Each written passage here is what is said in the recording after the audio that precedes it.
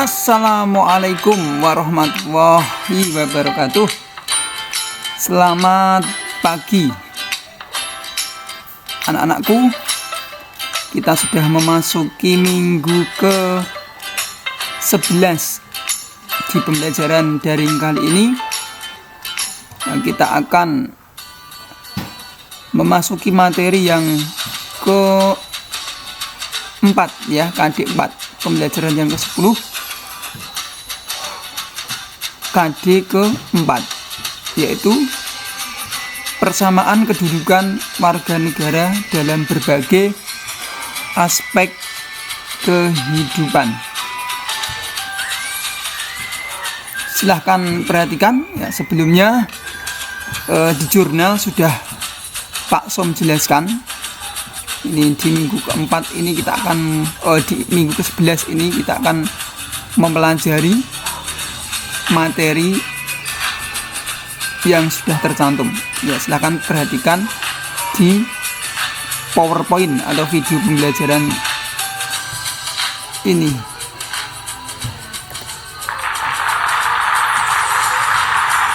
Ya.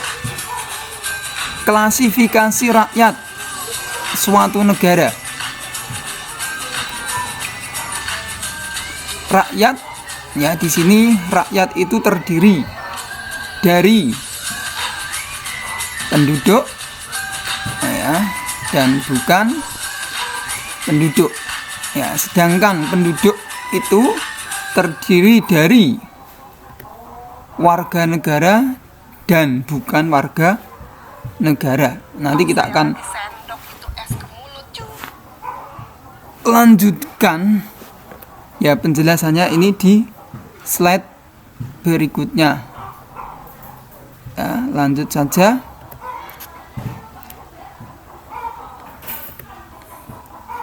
Pengertian warga negara ya, jadi di sini warga negara menurut SIKAM, warga negara adalah anggota dari sebuah komunitas yang membentuk negara itu. Kemudian ada lagi ya, menurut Kurniatmanto S ya, mendefinisikan warga negara dengan anggota negara. Sebagai anggota negara, seorang warga negara mempunyai kedudukan yang khusus terhadap negaranya. Ya, lanjut saja. Next, warga negara. Ya, sekarang warga negara menurut Undang-Undang Nomor 62 Tahun 1958 dinyatakan bahwa warga negara Republik Indonesia adalah orang-orang yang berdasarkan perundang-undangan atau peraturan yang berlaku sejak Proklamasi 17 Agustus 45 sudah menjadi warga negara Republik Indonesia. Ya, nanti akan ada lagi yaitu pengertian warga negara menurut Undang-Undang Nomor 12 Tahun 2006. Ya, jadi banyak sekali pengertian dari warga negara itu. Jadi di sini dapat dipahami ya. Pak Som melanjutkan, nanti lebih lanjutnya akan kita bahas setelah ini selesai semua ya, nanti kita akan bahas. Ya, warga negara. Warga negara, sebuah negara dapat dibedakan antara lain warga negara asli, pribumi, warga negara keturunan asing ya, Fremdeling. Jadi warga negara itu bisa asli pribumi dan bisa dari asing ya. Sampai sini bisa dipahami ya. Kalau bisa Pak Som lanjutkan. Nanti kalau ada pertanyaan-pertanyaan nanti berikutnya ya. Oke. Berikutnya asas ya, asas kewarganegaraan. Jadi kalau warga negara tentunya ada kewarganegaraan atau nanti warga negara atau orangnya ya. Jadi ada dua kriteria umum yang dipergunakan untuk menentukan siapa yang menjadi warga negara suatu negara. Ya, jadi Tadi bisa dikatakan warga negara itu bisa pribumi dan warga asing. Makanya dalam lanjutan ini nanti ada 2 kriteria umum dalam menentukan warga negara. Ya. Yang pertama yaitu sering kita sebut ya asas ius sanguinis ya, atau unsur keturunan atau darah ya, pertalian darah, kebangsaan, yaitu asas ius sanguinis. Nah, ini menetapkan seorang warga negara menurut warga negara orang tua tanpa mengindahkan di mana ia dilahirkan, keturunan ya, kebangsaan dan lain sebagainya. Keuntungan dari asas ini antara lain ya, akan memperkecil jumlah orang keturunan asing sebagai warga negara, karena negara itu menganggap warga negara itu berdasarkan keturunan saja. Jadi yang bukan keturunan dari negara itu bukan termasuk warga negara ya. Jadi keturunan asing ini dibatasi ya, bahwa sedikit sekali untuk menjadi warga negara. Kemudian semakin menumbuhkan semangat nasionalisme ya, tentu ya jelas ya, kalau menggunakan asas ius sanguinis tentunya semangat nasionalisme itu akan tinggi. Karena apa? Dari orang-orang pribumi yang menjadi warga negara. Kemudian tidak akan memutuskan hubungan antara negara dengan warga negara yang lain ya, karena ini ada ikatan darah ya, ada ikatan yang kuat ya. Kemudian negara-negara ya, negara-negara yang menganut ius sanguinis ya. Ini Hongkong ya, Hongkong ini menganut asas ius sanguinis ya, makanya jumlah warga negaranya banyak. Korea Selatan ya, Korea Selatan ini juga menganut asas ius sanguinis. Yang menjadi warga negara itu adalah keturunannya dari keturunannya negara itu. Jepang ya, Jepang juga termasuk ya. Kemudian Inggris ya, Inggris juga menganut asas ius sanguinis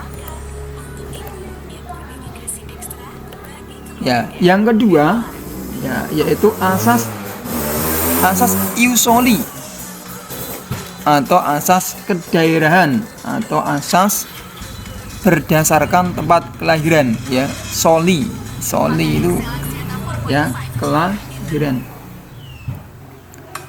Asas ius soli adalah asas yang menetapkan seseorang mempunyai kewarganegaraan menurut tempat di mana ia dilahirkan, kecuali anggota-anggota diplomatik ya dan anggota tentara asing yang masih dinas. Ya, artinya suatu negara atau warga negara itu dianggap menjadi warga negara itu apabila orang itu di mana dia dilahirkan.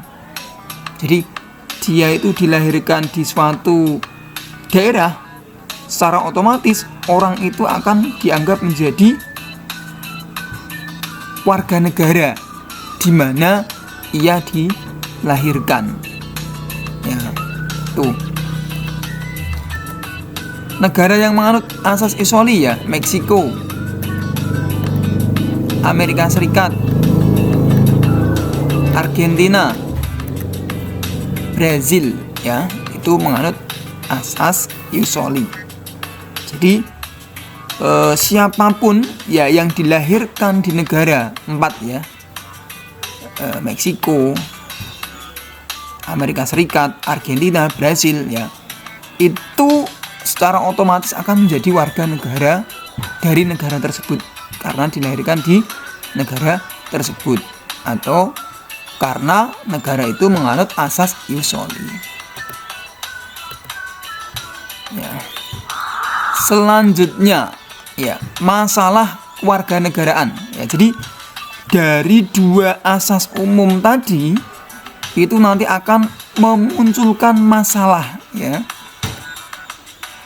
Ya, yang masalah pertama yaitu dui kewarganegaraan atau bipatrid, dan masalah yang kedua yaitu apatrid atau tidak memiliki warga negara.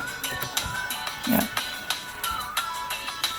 Nih, dui itu berarti bipatrid, ya, terjadi apabila seorang anak negara yang terjadi apabila seorang, ya,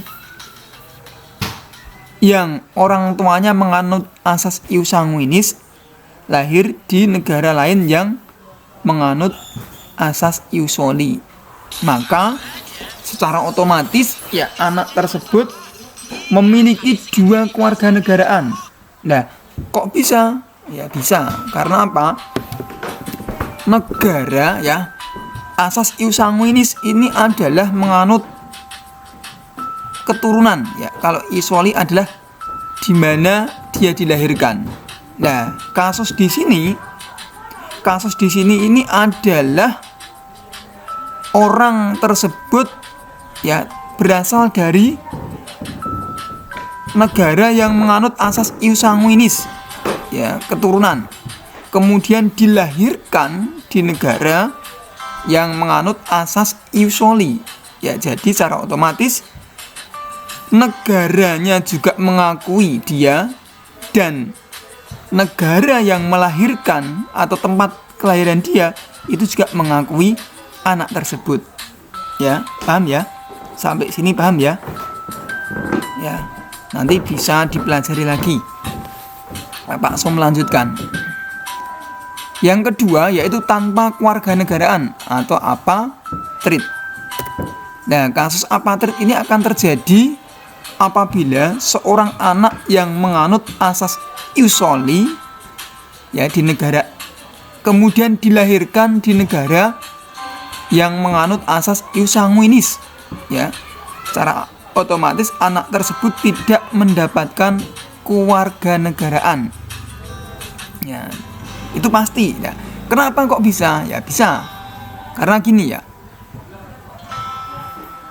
Anak tersebut, ya, menganut asas ius soli, kemudian dilahirkan di negara yang menganut asas ius sanguinis. Ya, jadi ius soli itu mengakui kalau dia dilahirkan di tempat itu, sedangkan ius sanguinis mengakui jika dia itu keturunannya.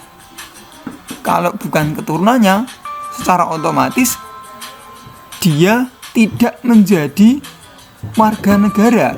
Nah, sementara anak tersebut, ya, menganut asas ius soli tapi dilahirkan di negara yang menganut asas ius sanguinis, secara otomatis anak tersebut tidak diakui oleh keduanya, ya. Jadi anak tersebut ini tidak memiliki kewarganegaraan atau disebut apatrid, ya. Ya, mungkin sedikit membingungkan, ya. Apa ya, agak membingungkan kan itu, ya. Nah, contohnya saja, contoh langsung saja, ya. Misalkan, ya, di contoh yang ius soli, contoh yang bipatrid, ya. Yang bipatrid itu adalah misalkan keturunan, ya, keturunan Hong Kong, Jepang, atau Korea, ya, itu dilahirkan di negara Amerika. Nah, karena Hong Kong, Jepang itu menganut asas ius sanguinis, kemudian anak tersebut dilahirkan di Amerika yang menganut asas ius soli, maka secara otomatis anak tersebut diakui oleh negara Jepang, ya, dan diakui oleh negara Amerika. Nah, itu. Kalau yang apatrid itu kebalikannya. Jadi orang Amerika ya kemudian itu melahirkan di Jepang, Korea ya. Itu secara otomatis dia tidak memiliki kewarganegaraan karena dia berasal dari negara yang menganut asas ius soli ya, di mana dia dilahirkan. Nah, malah dia melahirkan di negara ius sanguinis, sedangkan ius sanguinis ini adalah mengakui jika keturunannya. Orang Amerika kan itu bukan keturunan dari orang Korea, Jepang atau Cina. Ya, sampai sini paham ya? Ya, Pak Som lanjutkan. Next. Ya, cara memperoleh kewarganegaraan Indonesia. Ya, kita kalau di Indonesia ini menganut asas apa, Pak? Nah, itu ya. Di Indonesia itu ya campuran ya, ius soli dan ius sanguinis. Yang pertama yaitu asas keturunan ya, atau pertalian darah. Kemudian yang kedua itu kelahiran. Ya, jadi kalau keturunan berarti tadi ius sanguinis ya, kelahiran berarti ius soli ya. Kemudian apalagi pengangkatan ya.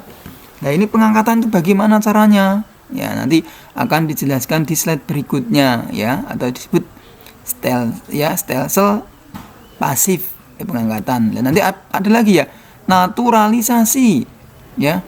Naturalisasi ini juga termasuk ini stelsel aktif ya, karena dia cara memperolehnya itu harus pengajuan. Kemudian melalui perkawinan. Ya, ini adalah cara memperoleh kewarganegaraan di Indonesia. Ya. Kemudian ya, warga negara Indonesia menurut Undang-Undang Nomor 3 Tahun 46 ini yang pertama ya, yang termasuk WNI menurut Undang-Undang Nomor 3 Tahun 46 adalah ya ini, penduduk asli dalam daerah RI, termasuk anak dari penduduk asli, istri seorang warga negara Indonesia ya, kemudian keturunan dari seorang warga negara yang kawin dengan wanita warga negara asing. Ya, jadi artinya gini. Yang pertama itu adalah penduduk asli, yang kedua adalah jika orang Indonesia itu memperoleh istri orang asing ya,